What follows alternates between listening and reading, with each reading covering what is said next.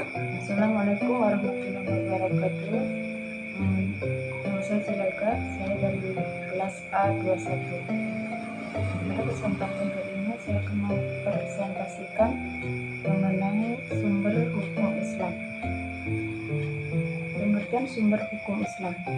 Para ulama sudah saling bersepakat bahwa sumber hukum Islam yang selama ini digunakan oleh umat Islam berjumlah 4, diantaranya berupa Al-Quran yang merupakan kitab suci agama Islam, kemudian hadis, ijma, dan yang terakhir adalah qiyas.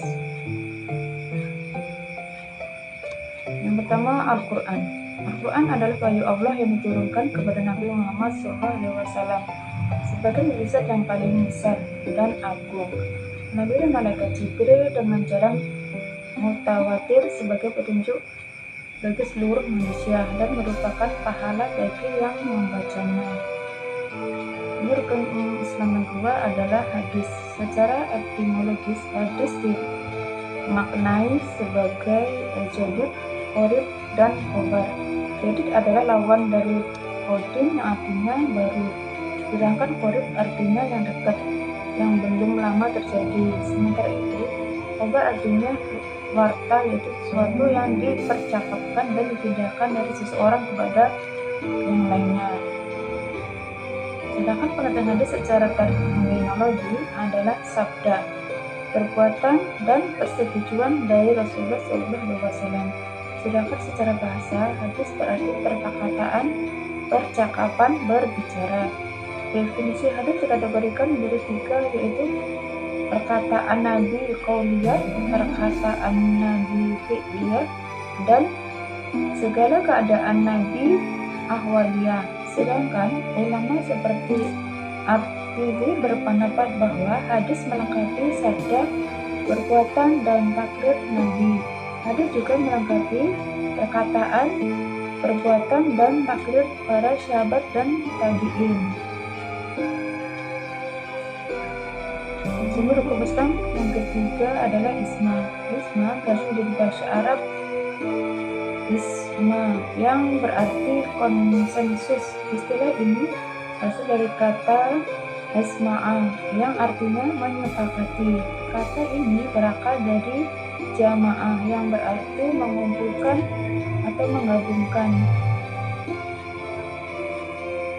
Secara etimologi, pengertian ijma mengandung 2 arti. Yang pertama, ijma berarti ketetapan hati untuk melakukan sesuatu atau memutuskan berbuat sesuatu. Kedua, ijma berarti sepakat.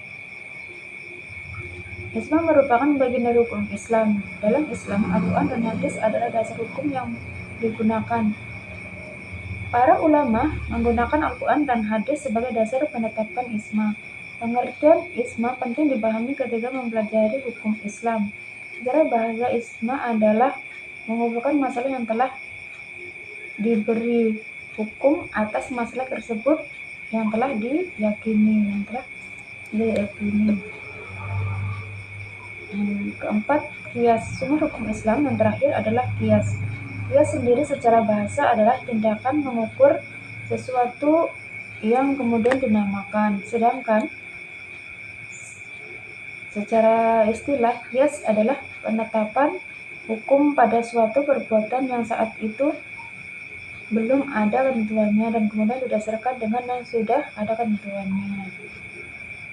Secara umum, qiyas ini terbagi menjadi 3. Ada qiyas ilaf yang terbagi lagi menjadi jenis lainnya berupa qiyas jali dan qiyas kafi. Lalu yang kedua adalah qiyas dalalah, dan yang ketiga adalah qiyas syabah.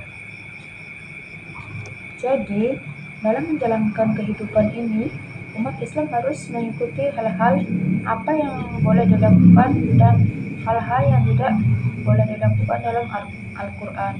Hal ini karena Al-Quran merupakan sumber hukum Islam tertinggi. Sekian, terima kasih. Wassalamualaikum warahmatullahi wabarakatuh.